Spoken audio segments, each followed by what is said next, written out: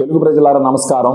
నేను ఒక channel create చేసిన ఎలక్షన్స్ అయిన తర్వాత రీజన్ ఏంటంటే ప్రత్యేకించి ఆంధ్రప్రదేశ్ డెవలప్మెంట్లో చాలా చాలా వెనకబడిపోయింది. ఆర్థికంగా కూడా చాలా చాలా ఇబ్బందుల్లో ఉంది. ఇప్పుడు చట్టసభలకు మనము సరైన నాయకుడిని ఎన్నుకొని పంపించడం జరిగింది.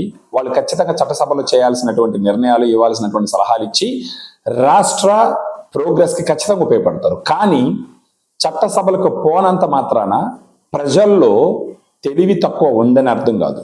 ప్రతి ఒక్కరికి వాళ్ళకున్న అవగాహన వాళ్ళకు ఉంటుంది. ఆంధ్ర రాష్ట్రం పట్ల, ప్రభుత్వాల పట్ల వాళ్ళకున్న ఐడియాలు వాళ్ళకుంటే, వాళ్ళకున్న తెలివితేటలు వాళ్ళకు ఉంటాయి. సో ఈ ఛానల్ ఉద్దేశం ఏంటంటే, ఛానల్ పేరు వచ్చి AP loading development and dignity. ఇది వచ్చేసి ఛానల్ పేరు.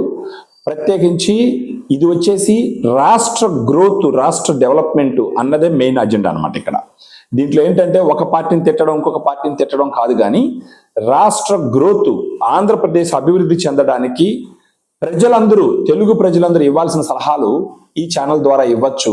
బహుశా ఇది గాన నాయకులకి రీచ్ అయిందంటే ఖచ్చితంగా దీని గురించి ఆలోచించడం మొదలు పెడతారు. సో నా రిక్వెస్ట్ ఏంటంటే ప్రతి ఒక్కరూ ఈ ఛానల్ని చూసిన వాళ్ళందరూ సబ్స్క్రైబ్ చేసుకోండి. మీ సలహాలు కూడా ఈ ఛానల్లో కామెంట్ రూపంలో షేర్ చేయొచ్చు. నాకు తెలిసినటువంటి, నాకు ఉన్నటువంటి అవగాహనతో నేను ఖచ్చితంగా మాట్లాడాల్సిన మాటలు మాట్లాడతాను. ఇప్పుడు కొత్తగా వచ్చిన లీడర్షిప్ శ్రీ పవన్ కళ్యాణ్ గారు, శ్రీ నారా చంద్రబాబు నాయుడు గారు, నిన్న ఈరోజు జరిగిన పరిణామాల్లో 2 పాయింట్లు నన్ను గట్టిగా ఆలోచింపజేసినాయి. ఆ 2 పాయింట్లు ఏంటనేది మీ దృష్టికి తీసుకొస్తాను. ఈ 2 పాయింట్లు గత ప్రభుత్వానికి భిన్నంగా ఉన్నాయి. సో ఖచ్చితంగా ఈ 2 పాయింట్లు ప్రతి ఒక్కరు మనసులో పెట్టుకోవాలి. దాని విండోలో నుంచి ఈ లీడర్షిప్ని చూడాలి. ఫర్ ఎగ్జాంపుల్, నిన్న పవన్ కళ్యాణ్ గారు మాట్లాడేటప్పుడు ఏమన్నారంటే 21కి 21 సీట్లు వాళ్ళు గెలిచినారు, 100% గెలిచినారు. ఇలా 100% గెలిచినప్పుడు ఏమవుతుందంటే ఎవరికైనా సరే కించిత్ గర్వం అనేది ఖచ్చితంగా వస్తుంది. కొంచెం గర్వం ఉంటుంది. అందులో మొట్టమొదట 2 సార్లు ఓడిపోయిన పవన్ కళ్యాణ్ గారు మొట్టమొదటిసారి 21 మందితో 100% క్లీన్ స్వీప్ చేసినారనమాట. ఖచ్చితంగా కించిత్ గర్వం అయినా సరే బాడీ లాంగ్వేజ్లో కానీ, మాట్లాడే విధానంలో కానీ, చూసే చూపుల్లో కానీ ఎక్కడో ఒక దగ్గర కనపడాలి. కానీ ఆయనకి ఎక్కడా కనపడలేదు. అది ఆయన గొప్పతనం. అందుకే పవన్ కళ్యాణ్ గారు అంటే జనాలు పడి చచ్చిపోతారనమాట. స్వార్థం లేని ఒక రాజకీయ నాయకుడు. సో ఆయన చెప్పింది ఏంటంటే, మాకు ఇంత విక్టరీ ఇచ్చిన ప్రజలకి ఖచ్చితంగా థ్యాంక్స్ చెప్పుకుంటూ, ఇది ఒక పెద్ద బాధ్యతగా భావిస్తామే కానీ ఏదో మాకు అవకాశం దొరికింది, కక్ష సాధింపు రాజకీయాలు చేయడానికి మాకు ప్రజలు ఇంత సక్సెస్ ఇవ్వలేదు అంటే he still on the ground. ఏదో అంతా మనం క్లీన్ స్వీప్ చేసినామని గాల్లో ఎగరట్లేదు పవన్ కళ్యాణ్ గారు. అది ఆయన గొప్పతనం. నాయకుడికి ఉండాల్సినటువంటి లక్షణం ఏంటంటే ఎలాంటి సమయంలో అయినా సరే బ్యాలెన్సింగ్ గా ఉండడం. ఆ లక్షణం పవన్ కళ్యాణ్ గారికి మెండుగా ఉంది. అందుకే అంతమంది అభిమానులు ఆయన్ని అభిమానిస్తారు. గొప్ప విషయం. కక్ష సాధింపు రాజకీయాలు చేయటానికి కాదు మేము గెలిచింది, రాష్ట్రాన్ని ఎలా ముందరికి తీసుకుపోవాలా, ఇచ్చిన హామీలు ఎలా నిలబెట్టాలా, డెవలప్మెంట్ ఎలా చేయాలా, ఈ రాష్ట్రాన్ని ఒక గొప్ప రాష్ట్రంగా ఎలా చూడాలా అన్న point. It is a powerful statement from a powerful leader called mister Pavan Kalyan. ప్రతి ఒక్కరు దీని గురించి ఆలోచించాలి. సెకండ్, గొప్ప రాజకీయవేత్త, ఎంతో 40 సంవత్సరాల అనుభవం ఉన్నటువంటి శ్రీ నారా చంద్రబాబు నాయుడు గారు ఈరోజు ఒక స్టేట్మెంట్ చేసినారండి. Superb statement. అది అల్లాటప్ప స్టేట్మెంట్ కదా. ఆ స్టేట్మెంట్ ఇన్న ప్రతి ఒక్కరు ఆలోచించాలి. ఏదో క్యాజువల్గా ఆయన చెప్పినారని మాత్రం అనుకోకూడదు.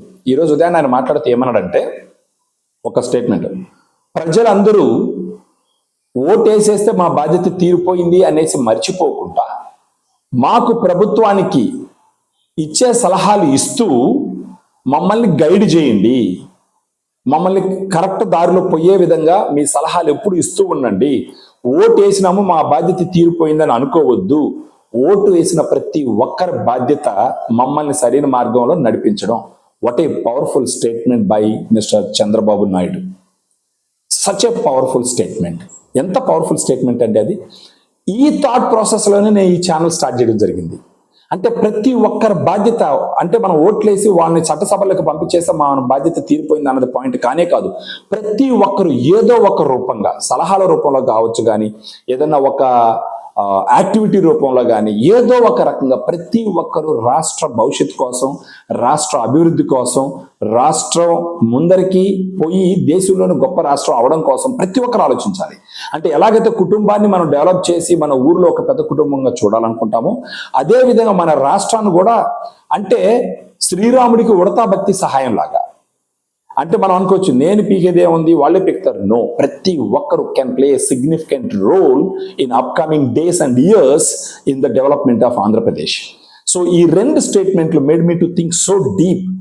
పవన్ కళ్యాణ్ గారు చేసినటువంటి స్టేట్మెంట్ కక్ష సాధింపు రాజకీయాలు చెయ్యము, చంద్రబాబు నాయుడు గారు చెప్పినటువంటి స్టేట్మెంట్ మీరు ఓట్లు వేసినారు కదా మీ బాధ్యత తీరిపోయిందని అనుకోకుండా ప్రతి సమయంలో మీకు తెలిసిన సలహాలు ఇవ్వడము, మమ్మల్ని క్రిటిసైజ్ చేయడము, మమ్మల్ని సరైన మార్గంలో నడిపించడం మీ బాధ్యత. 40 సంవత్సరాల అనుభవం ఉన్నటువంటి నాయకుడు చేసిన స్టేట్మెంట్ ఎంత పవర్ఫుల్ స్టేట్మెంట్ అండి.